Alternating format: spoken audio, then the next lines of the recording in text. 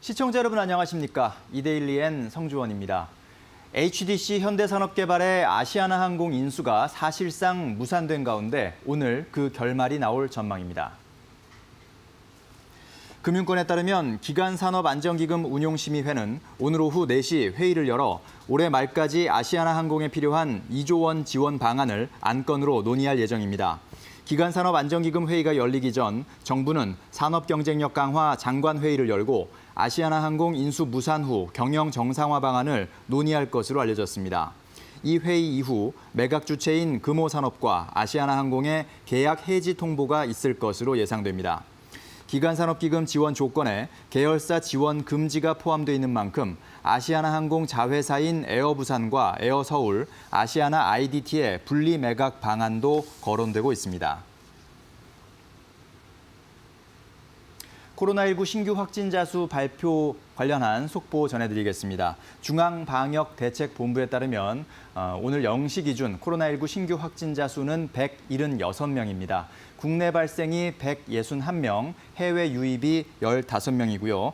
이로써 누적 확진자 수는 21,919명입니다. 다음 소식입니다.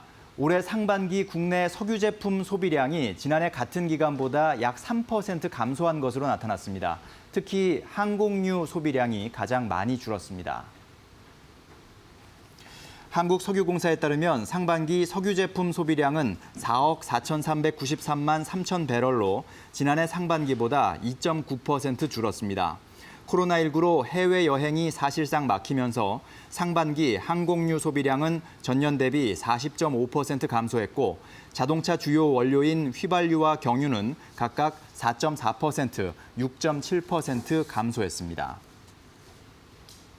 제2의 테슬라로 불리는 수소 전기차 스타트업 니콜라가 2년 뒤 출시할 것으로 예상되는 트럭에 LG화학 배터리가 들어갈 것으로 전망됩니다. 업계에 따르면 미국 완성차 업체 GM은 지난 8일 니콜라 지분 11%를 취득했다고 발표하면서 니콜라 트럭의 설계 제조뿐만 아니라 얼티엄 배터리 공급을 맡게 됐다고 밝혔습니다. 얼티엄 배터리는 LG화학과 GM이 공동 개발한 것으로 LG화학의 NCMA 기술이 들어갑니다. 한편 LG화학은 최근 또 다른 신흥 전기차 업체인 미국 루시드 모터스와도 배터리 공급 계약을 맺는 등 고객사를 확대하고 있습니다. 한국거래소와 한국예탁결제원은 코로나19 등으로 어려워진 경제 여건을 고려해 다음 주 월요일부터 연말까지 한시적으로 거래 수수료를 면제한다고 밝혔습니다. 거래소는 청산 결제 수수료를 포함해 유가증권 시장, 코스닥 시장, 장내 파생 상품 시장에 상장된 모든 상품의 거래 수수료를 면제합니다. 예탁원은 증권회사 수수료를 면제합니다. 이를 통해 경감되는 거래 비용은 거래소에서 약 1,300억 원, 예탁원에서 약 350억 원으로 총 1,650억 원 정도로 추정됩니다. 이에 삼성증권은 다음 주 월요일부터 고객에게 부과되는 거래 수수료에 이를 반영할 예정입니다. KB증권, 키움증권, 미래에셋대우 등 다른 증권사들도 검토에 들어갔습니다. 한국거래소는 교촌 F&B가 청구한 유가증권 시장 상장 예비 심사를 승인했다고 밝혔습니다. 치킨 등 외식 프랜차이즈 업체인 교촌 F&B는 지난 1999년 설립됐으며 지난해 매출액은 3,693억 원, 영업이익은 319억 원입니다.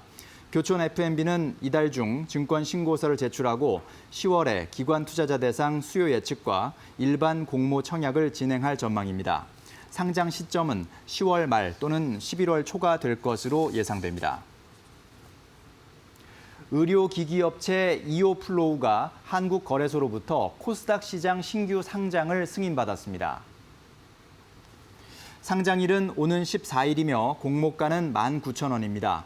지난 2011년 설립된 이오플로우는 인슐린 주입기기 등 몸에 부착해 사용하는 의료기기를 제조하는 업체입니다.